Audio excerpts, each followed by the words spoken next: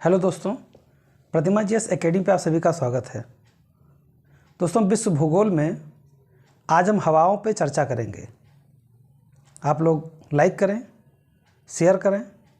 जिन दोस्तों ने अभी तक हमारे चैनल को सब्सक्राइब नहीं किया, सब्सक्राइब करें। शुरू करते हैं। भूमंडलीय पवनों का विभाजन। देखिए, पूरे वैश्विक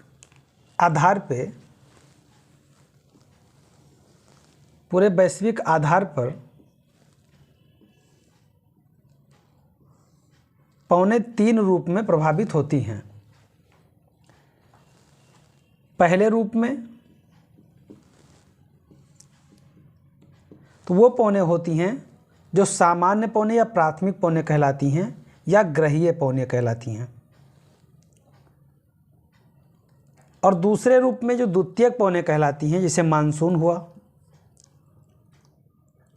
वायु राशि संचरण हुआ, वाताग्र संचरण हुआ।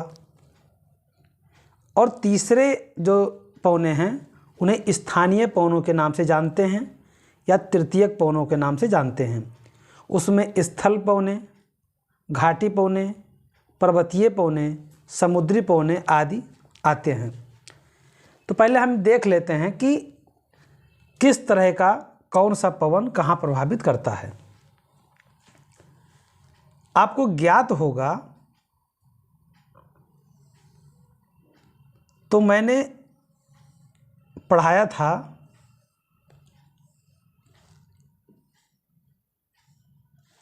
ग्रहीय पवनें, आप लोगों को मैंने पढ़ा दिया था। और वो पवनें कब पढ़ाया था मैंने? ये डोलड्रम पेटी है, यानी low pressure belt, high pressure belt, low pressure belt, high pressure belt, low pressure belt, high pressure belt,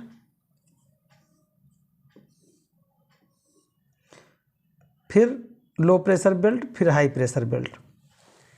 मैंने आपको बताया था कि व्यापारिक पवनें किस तरह से चलती थीं।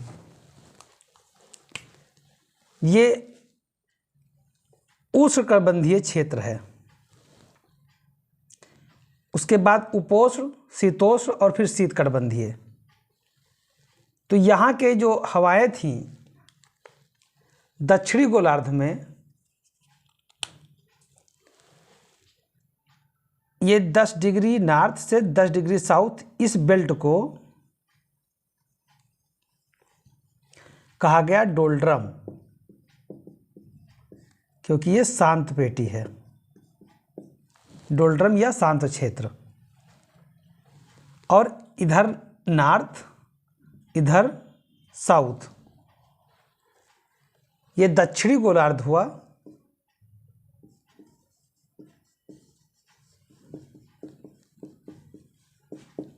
और ये उत्तरी गोलार्ध हुआ।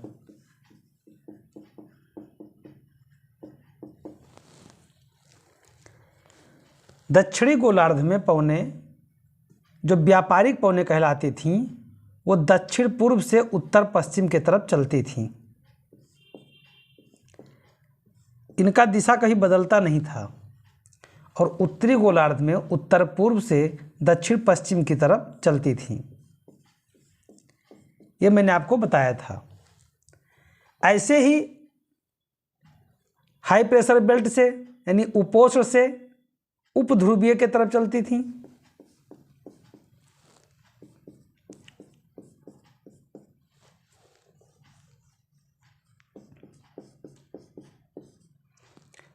और उसके बाद ध्रुव से उपध्रुव की तरफ।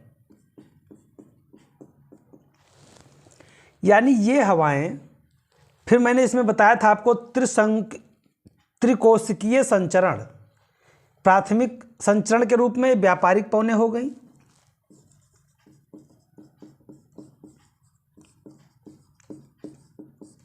उसके बाद में ये पवनें, ये और ये पवनें पछुआ पवनें।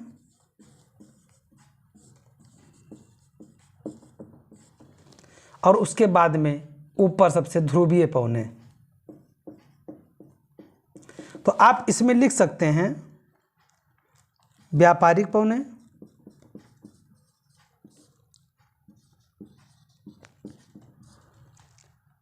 पछुआ पौने,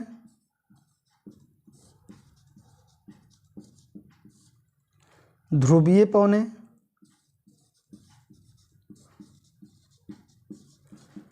अब जो कि मैं ये पढ़ा चुका हूँ पिछले क्लास में, इसलिए मैं इस पे चर्चा आज नहीं करूँगा। बस ये बता देता हूँ कि ये यहाँ पे एक चक्र बनता है कोशिका, ये हो गया आपका हेडली कोशिका, हेडली कोशिका, और यहाँ पे कोशिका बनता है, ये हो गया आपका फेरल कोशिका,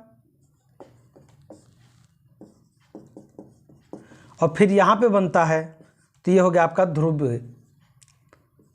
ध्रुवीय कोशिका यानी पोलर कोशिका, पोलर सेल, पोलर सेल हो गया।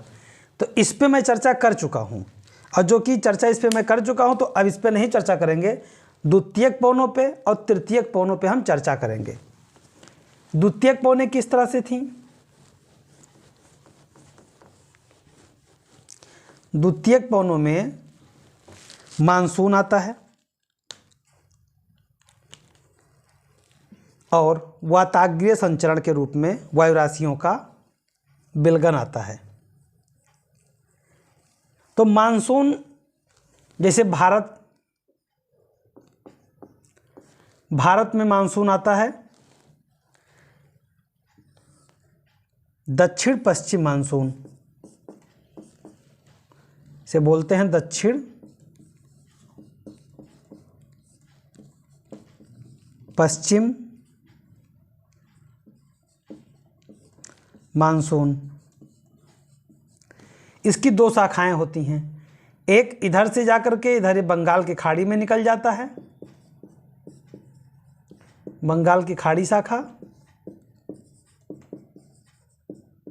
और दूसरा अरब सागर की शाखा, अरब की शाखा। अब ये एक तो यहाँ पे हो गया, और दूसरा मानसून जो है आपका भूमध्य सागर में आता है। यानी ऐसे कई जगह पे हैं जहाँ पे मानसूनी वर्षा होती है और मानसूनों की वजह से पवनों को प्रभावित किया जाता है।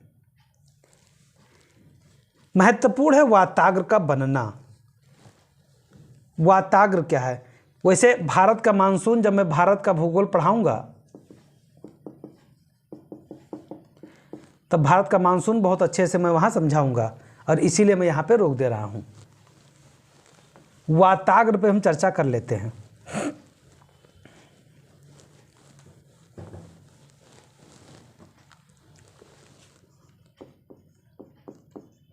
वाताग्र, वाताग्र कैसे बनते हैं और कितने प्रकार के होते हैं? शीत वाताग्र होता है, उष्ण वाताग्र होता है।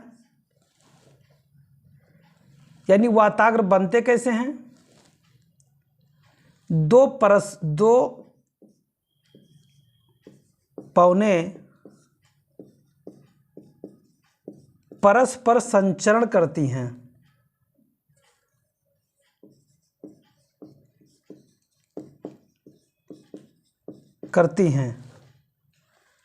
और जब वह पौने जिनमें से कोई भी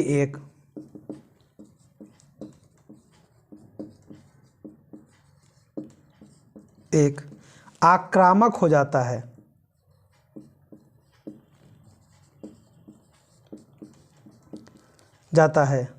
तो वाताग्र का निर्माण होता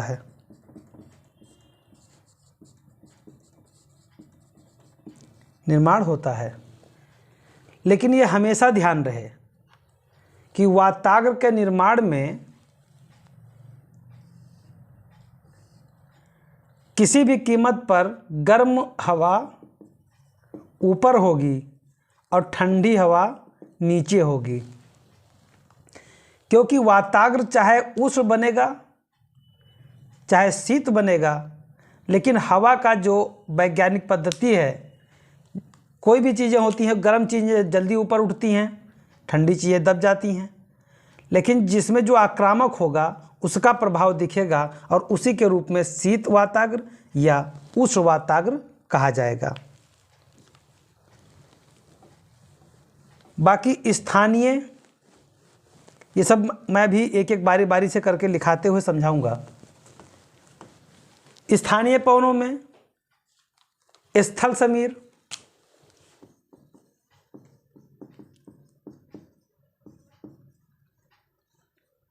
और समुद्री समीर।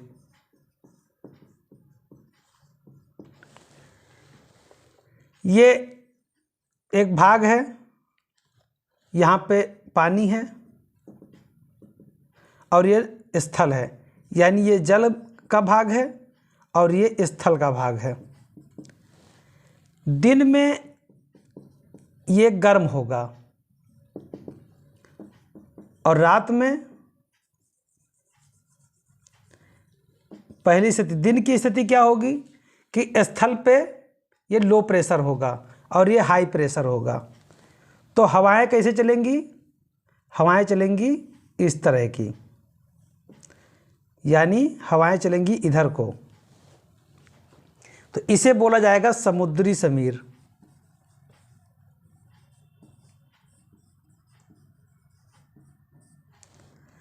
लेकिन नंबर 2, रात की स्थिति में क्या होगा?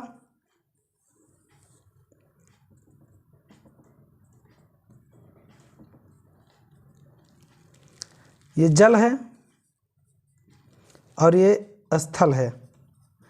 अब रात में क्या हुआ कि यहाँ से ये ठंडा हो गया, इसके अपेक्षा यहाँ पे बन गया हाई प्रेशर बेल्ट, यहाँ पे बन गया लो प्रेशर बेल्ट, क्योंकि जल धीरे धीरे गर्म होता है, धीरे धीरे ठंडा होता है, तो यहाँ से हवाएं इधर की तरफ चलेंगी, तो इसे बोलेंगे स्थल समीर।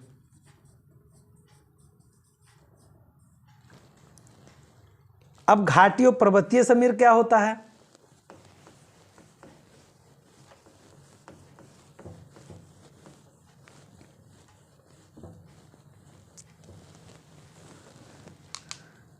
घाटी और पर्वतीय समीर,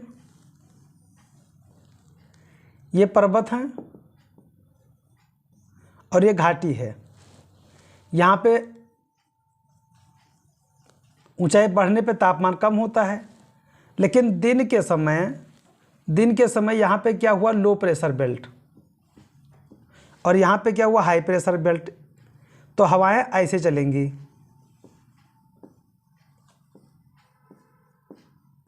तो इन्हें बोला जाएगा घाटी समीर। और रात के समय क्या होगा कि यहाँ पे ठंडा मौसम, ज़्यादा ठंडा हो जाएगा, क्योंकि अब प्रकाश है नहीं तो जल्दी ठंडा हो जाएगा। यहाँ के अपेक्षा यहाँ पे गर्म होगा, तो यहाँ बनेगा लो प्रेशर बेल्ट, यहाँ हो गया हाई प्रेशर बेल्ट। तो हवाएं किधर चलेंगी? घाटी की तरफ, तो इन्हें बुलाएगा पर्वतीय समीर। तो ये जो प्रक्रिया है, इन्हीं प्रक्रिया के आधार पर हम भूमंडलीय स्तर पे पवनों का विभाजन करते हैं। तो अब एक एक करके, इसको तो मैं ग्रह पवनों को करा चुका हूँ, द्वितीयक पवनों के वाताग्र का थोड़ा परिभाषा बता देता हूँ, बाकी स्थानीय और स्थलीय समीर की चर्चा करते हुए उनको मैं लिखा देता हूँ। वाताग्र में शीत वाताग्र, देखिए जैसे ये हवाएं, ये आप सिंबल समझिए, ये ठंडी हवा का सिंबल है और ये गर्म हवा का सिंबल है।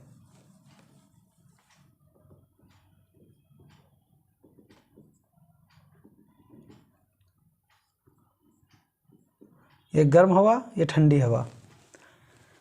अब मान लीजिए कि एक हवा इधर से आ रही है, मैं शीत वाताग्र बनाने जा रहा हूँ।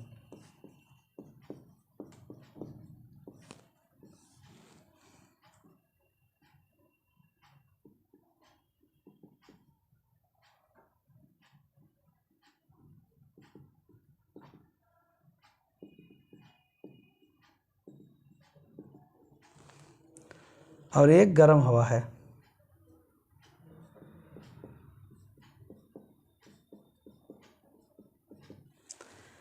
लेकिन हुआ क्या कि ये हवाएं बहुत ही आक्रामक हैं।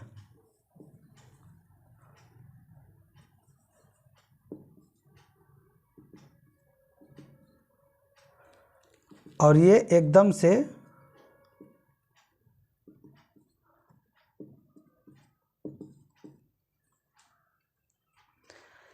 एकदम ऊपर ऐसे आ रही हैं कि गर्म हवा को ऊपर ढकेल दे रही हैं।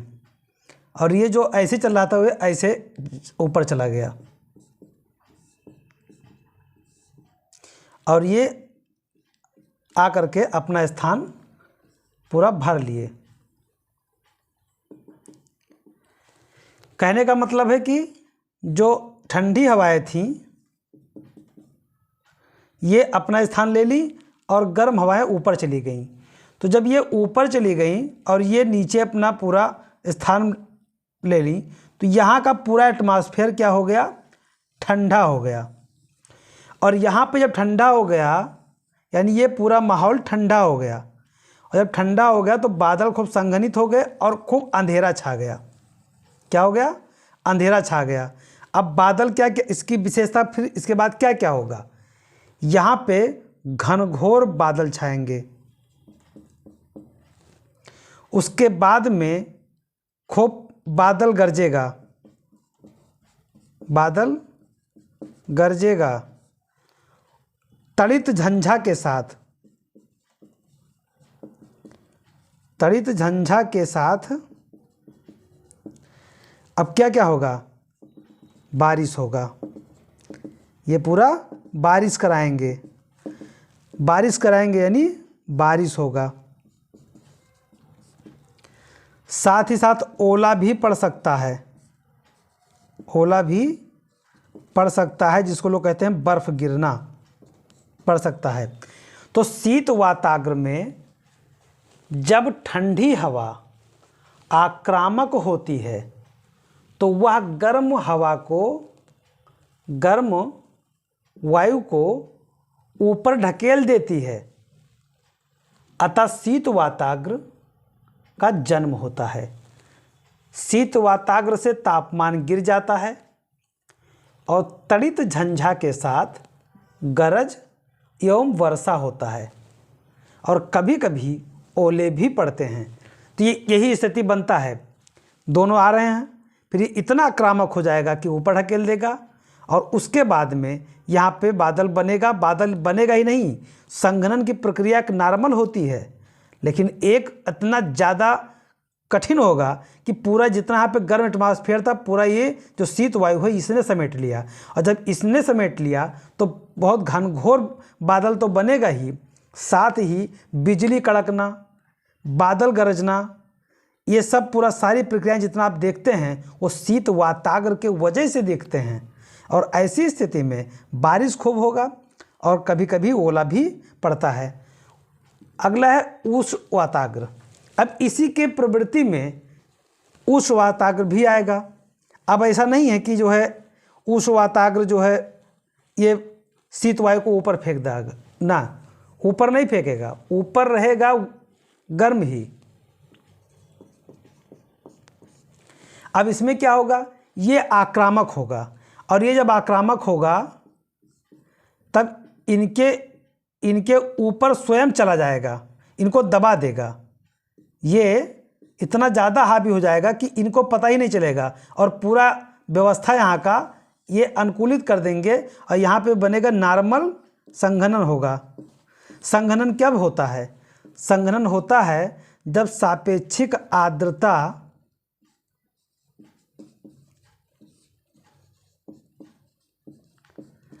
आर्द्रता संपूर्ण आर्द्रता में बदल जाए, यानी आर्द्रता 100% हो जाए, यानी पानी सोखने की क्षमता वायु की खत्म हो जाए और फिर बादल बन करके संघनन की प्रक्रिया होगी और उसके बाद में बारिश हो जाएगा। तो यहाँ पे क्या होता है कि जब वायु आक्रामक होता है गर्म, तब यहाँ पे शीत वायु को नीचे दबा देता है और ऐसी स्थिति में नॉर्मल संघनन होता है और फिर बारिश हो जाती है। कई बार ऐसा होता है कि प्रक्रियाएं बनती हैं, लेकिन हवा चल करके ख़त्म हो जाता है। वाताग्र के सहारे गर्म वायु आक्रामक या अधिक प्रबल होता है तो उष्ण वाताग्र बनता है और उष्ण बादलों का निर्माण होता है और वर्षा होती है। अब यहाँ पे एक आपको जानने के लिए एक तरीका बता देते हैं। वाताग्र के रूप में एक पट्टी नुमा कार्य होता है। इसे आप समझ लीजिए कि ये उष्ण वाताग्र है, हवाएं हैं,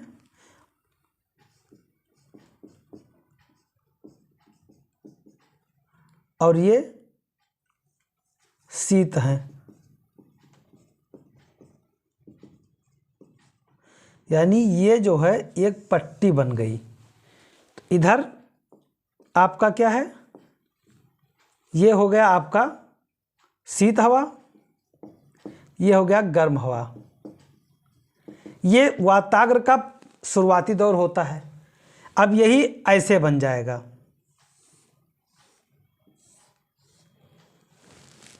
ये उष्ण वाताग्र की निशानी है। जैसे हवाएं चली गर्म, उसके बाद में ठंडी हवा को घेर ली, दबा दी,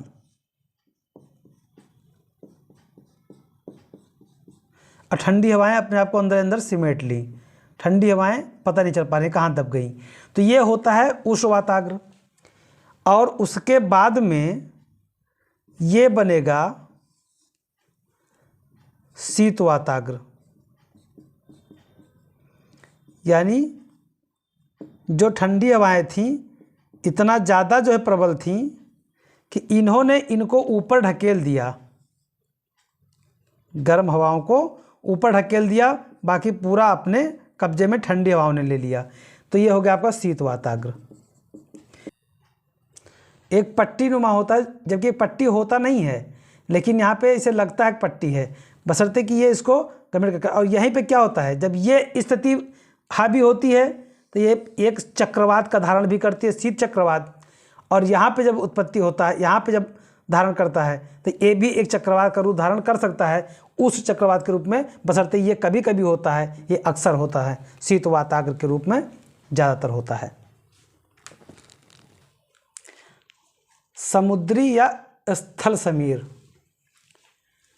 देखिए, दिन के समय निकटवर्ती समुद्र की अपेक्षा स्थल भाग अधिक गर्म होता है और वहाँ निम्न वायुदाब की स्थिति उत्पन्न हो जाती है।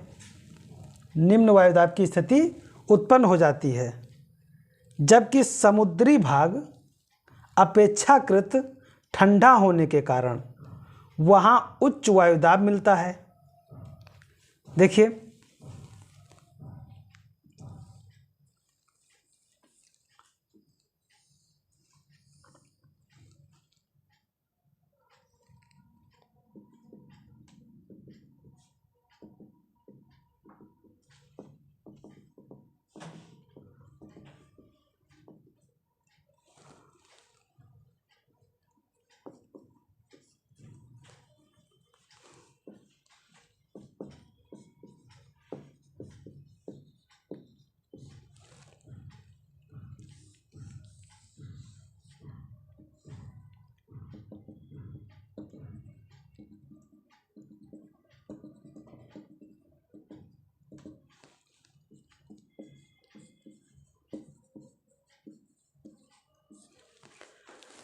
ये जल है और ये स्थल है, जल भाग, स्थल भाग। अब दिन के समय क्या होता है कि सूर्य का ताप जब पड़ता है तो ये बहुत तेज़ी से गर्म हो जाता है, और जब गर्म होता है तब यहाँ के हवाएं ऊपर उठने लगती हैं, यहाँ की हवाएं ऊपर उठती हैं, और यहाँ की हवाएं, यहाँ पे दिन के समय में ये लो प्रेशर बेल्ट होता है, लो प्रेशर होता है, और यहाँ पे हाई प्रेशर होता है। तो यहाँ की हवाएं जब ये ऊपर उठती हैं तो इन्हें कवर करने के लिए यहाँ की हवाएं इधर चलती हैं। यानी इसे बोलते हैं समुद्री समीर। समुद्री समीर। अब रात के समय ये तेज़ी से ठंडा हो जाता है तो यहाँ बन जाता है हाई प्रेशर और यहाँ बन जाता है लो प्रेशर। तब यहाँ पे जब लो प्रेशर बनता है तो यहाँ की हवाएं ऊपर उठने लगती हैं और इसे कवर करने के लिए हवाएं स्थल से समुद्र की तरफ चलने लगती हैं। तो इसे कहा जाता है स्थल समीर। तो स्थल के गर्म वायु जब ऊपर उठने लगती है, गर्म वायु जब ऊपर उठने लगती है तो समुद्री ठंडी वायु उस रिक्त स्थान को भरने के लिए स्थल की ओर चलती है। तब समुद्री वायु उस स्थान को भरने के लिए स्थल की ओर चलती है और उसे समुद्री समीर के नाम से जाना जाता है। जबकि रात्रि में स्थल भाग तेजी से ठंडा हो जाता है, तेजी से ठंडा हो जाता है, यानी यहाँ पे हाई प्रेशर बेल्ट हो जाता है, ये ठंडा हो जाता है और समुद्र की अपेक्षाकृत गर्म वायु ऊपर उठने लगता है। समुद्र की अब इनके अपेक्षा ये गर्म हो गया तो इनकी वायु ऊपर उठने लगी। इसे कवर करने के लिए फिर ये स्थल से जल के तरफ, समुद्र की तरफ वायु चला तो इसी वायु को कहा जाता है स्थलीय समीर। इसे कहा जाता है स्थलीय समीर।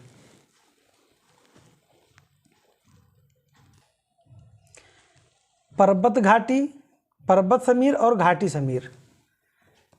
पर्वतीय क्षेत्र में दिन के समय पर्वत के ढाल घाटी की तल की अपेक्षा अधिक गर्म हो जाते हैं और इस कारण पवन घाटी की तल से पर्वतीय ढाल की ओर चलने लगती है, यानी बहने लगती है। इसे घाटी समीर कहते हैं। जैसे ये घाटी है, ये यानी दिन के समय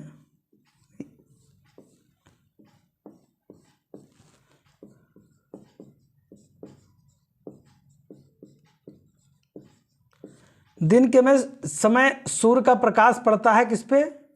सीधे ऊपर पड़ता है घाटी पे और यहाँ के अपेक्षा ये ज़्यादा यहाँ पे गर्म हो जाते हैं, यहाँ पे गर्म हो जाते हैं। ये सब भी गर्म हो जाता है, इसके अपेक्षा ऊपर गर्म हो जाते हैं। तो होता क्या है, जो घाटी समीर है यहाँ पे बन जाता है हाई प्रेशर बेल्ट और यहाँ बन जाता है लो प्रेशर बेल्ट। तो हवाएं चलने लगती हैं घाटी से, ये घाटी है, घाटी से पर्वत की तरफ, ऊपर की तरफ, तो इसे बोला जाता है घाटी समीर।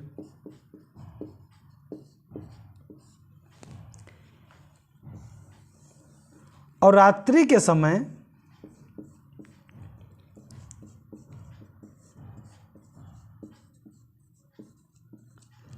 जब सूर्यास्त हो जाता है, सूर्यास्त होने के बाद में यहाँ पर जितना तेजी से गर्म हुआ था उतने ही तेजी से विकिरण हो जाता है। तेजी से विकिरण होने के कारण ये घाटी के अपेक्षा यहाँ पे ठंडा हो जाता है, यहाँ बन जाता है हाई प्रेशर बेल्ट और यहाँ बन जाता है लो प्रेशर बेल्ट, क्योंकि ये तेज़ी से जितना गर्म हुआ था सूर्यास्त के बाद में रात्रि में ये तेज़ी से ठंडा भी हो गया। अब यहाँ की हवाएं नीचे चलेंगी, यानी पर्वतीय हवाएं अब घाटी की तरफ चलेंगी, तो इसीलिए इसे कहा जाता है पर्वतीय हवाएं। यानी सूर्यास्त होने के बाद पर्वत घाटी की अपेक्षा ठंडी हो जाती है, क्योंकि ध्यान रहे, क्योंकि अत्यधिक विकिरण के कारण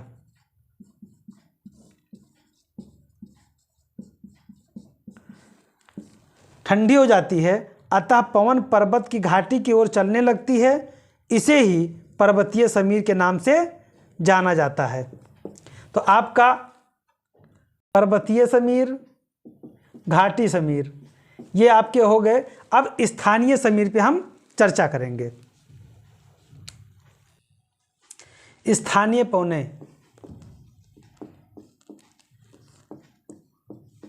स्थानीय पौनों में चिनूक, चिनूक ये राकी पर्वत पे पर्वतमाला से उतरती है उत्तरी अमेरिका महाद्वीप में। ये गर्म हवा है, ये गर्म हवा है। इसके आने से बर्फ पिघल जाता है,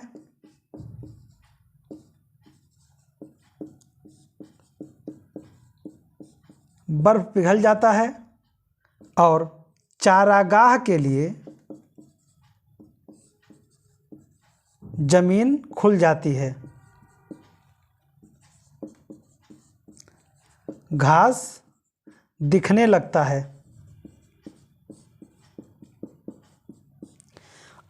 अतः चिनूक को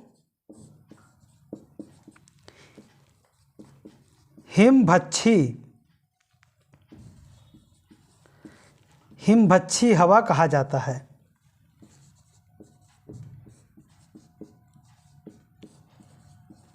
चिनूक को हिमभच्छी हवा कहा जाता है।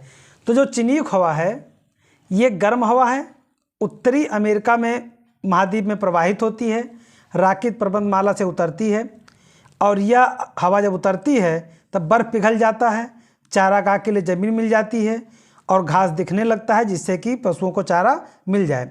अतः चिनूक को इसी के वजह से हिमभच्छी हवा के नाम से जाना जाता है। अगला है फान हवा।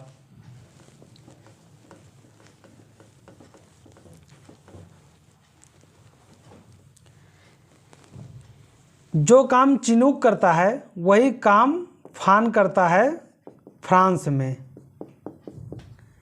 यानी फान कहाँ से उतरता है? आल्प्स पर्वत से। ये गर्म हवा है। आल्प्स पर्वत से जब उतरता है तो यहाँ पे इसके आने से अंगूर पकने लगते हैं।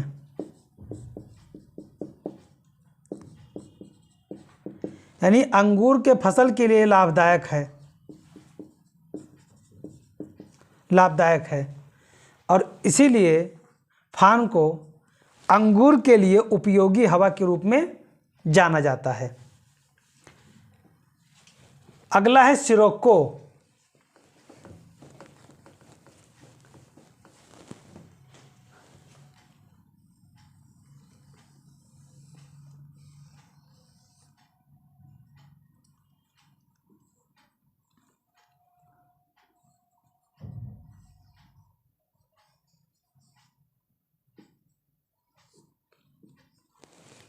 ये भूमध्य सागर है, भूमध्य सागर।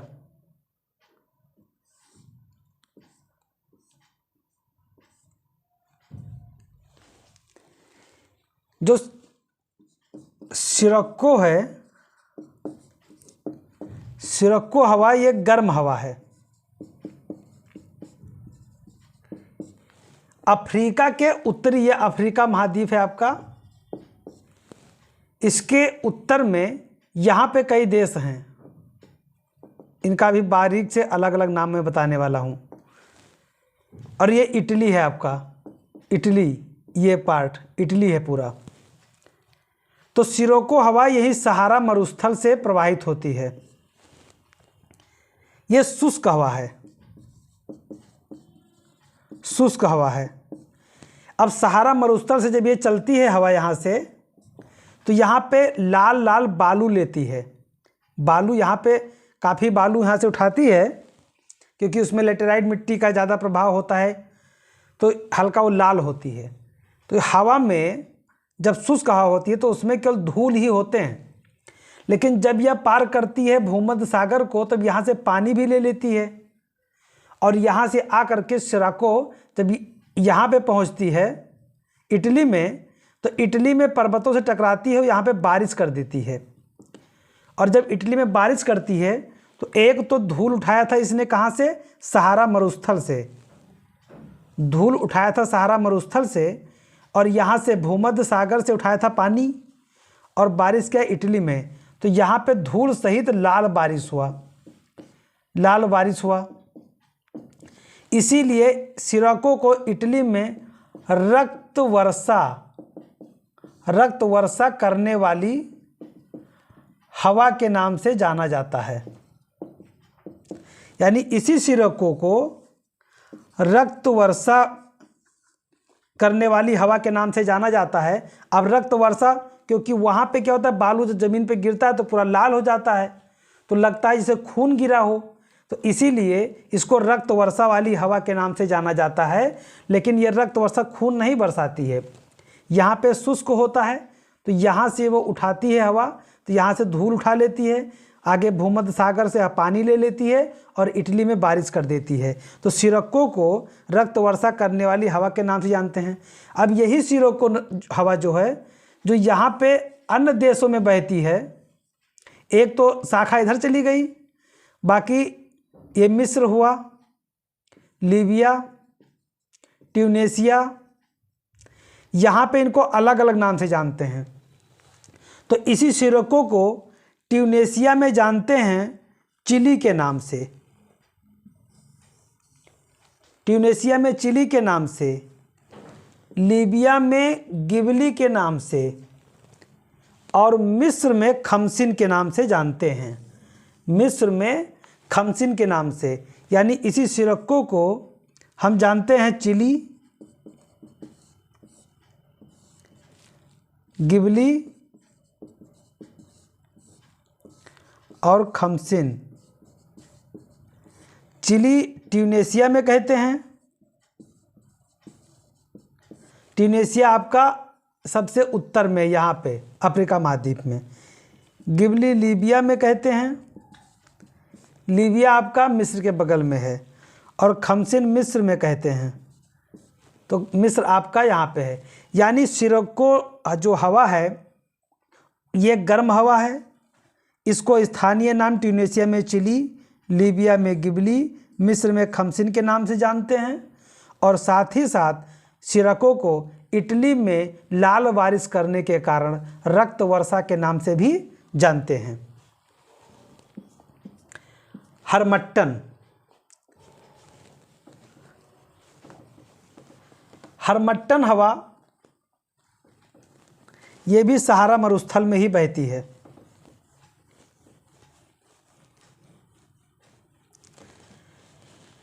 ये अफ्रीका कॉन्टिनेंट है, और यहाँ पे गिनी का तट है, ये गिनी का तट है, इसे आप गिनी का तट कहते हैं। अब गिनी का तट जो है, यहाँ पे एक समय ऐसा आता है, और ये पूरा जो क्षेत्र है ये सहारा मरुस्थल है।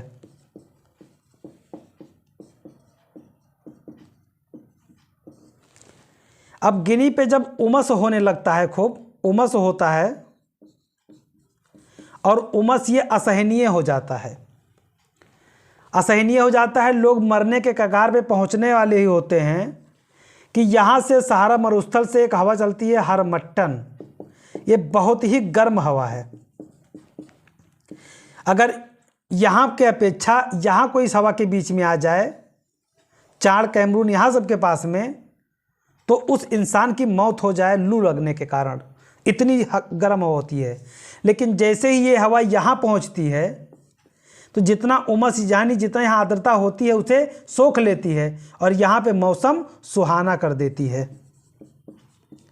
यानी लोग मरने वाले होते हैं, लेकिन यहाँ पे जो घुटन होती है उसके वजह से यहाँ पे लोगों को लगता है कि अब दिक्कतें आ जाएंगी, तब तक हरमट्टन हवा पहुँच जाती है और यहाँ के टेम्परेचर यानी यहाँ का जो टेम्परेचर कम होता है, यानी कि यहाँ पे जो पानी ज़्यादा होता है उसे सोख लेती है और यहाँ पे नॉर्मल आर्द्रता करके लोगों को जीवन का एक सुकून पहुँचाती है, सुहाना मौसम कर देता है। इसीलिए हरमट्टन को गिनी के तट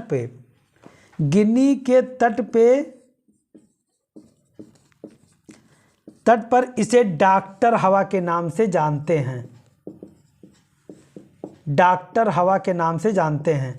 तो हरमट्टन को गिनी के तट पे डॉक्टर हवा के नाम से जानते हैं। तो डॉक्टर हवा कौन होती है? डॉक्टर हवा हरमट्टन को कहा जाता है। हरमट्टन कहाँ चलती है? सहारा मरुस्थल से। डॉक्टर कहाँ है? तो गिनी के तट पे। क्यों कहा जाता है? क्योंकि वहाँ पे उमस होती है और वहाँ पहुँच करके आर्द्रता को सोख लेता है, मौसम सुहाना हो जाता है और लोग को जीवन का आनंद मिलता है, इसीलिए उसे डॉक्टर हवा के नाम से जानते हैं।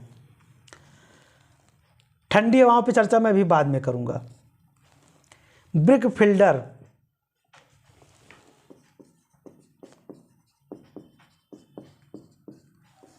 ये ऑस्ट्रेलिया में चलता है और गर्म हवा है। सिमुक, ये अरब मरुस्थल में चलता है, गर्म हवा है। लू, भारत में चलता है, गर्म हवा है। तो ध्यान रहे, ब्रिक फिल्डर, सिमुक, लू, ये सब के सब गर्म हवा हैं।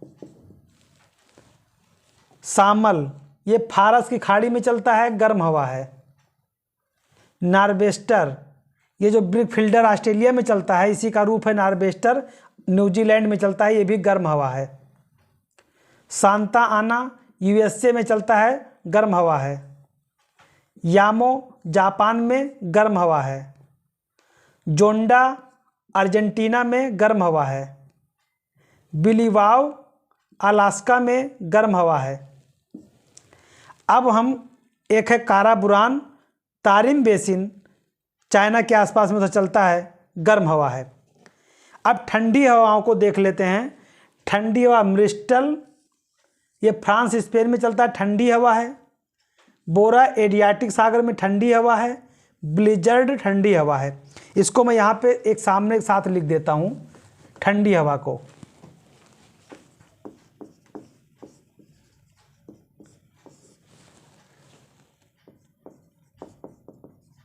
मिस्ट्रल, बोरा, ब्लिजर्ड,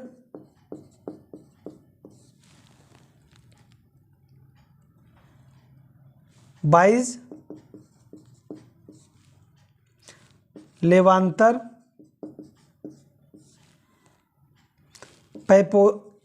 पैपीरो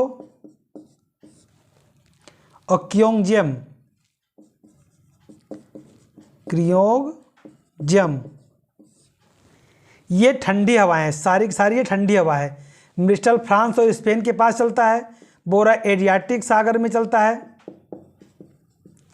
ब्लिजर्ड, ये कनाडा साइबेरिया यानी उत्तरी अटलांटिक के ऊपर चलता है, कनाडा से लगा के रूस के साइबेरिया तक के पूरे भाग में चलता है। बाइज, दक्षिणी फ्रांस में। लेवांतर, दक्षिणी स्पेन में। पैपीरो, अर्जेंटीना और उरुग्वे में। क्योमजोंग, ब्राज़ील में। और ब्लिजर्ड, साइबेरिया, कनाडा में। और मिस्टल, फ्रांस में। यानी मिस्टल, बोरा, ब्लिजर्ड, बाइज, लेवांटर, पैपीरो और क्योंगजेम ये ठंडी हैं। बाकी सामल, नार्वेस्टर, सांता आना, यामो, जोंडा, बिलीवाल, khamsin, chinook, foehn, sirocco, harmattan, brickfielder, सिमुक, लू, चिली, गिबली, ब्लैक रोलर, ये गर्म हवाएं हैं। तो दोस्तों, मैं अपने क्लास को यहीं पे समाप्त करता हूँ। धन्यवाद। जय हिंद, जय भारत।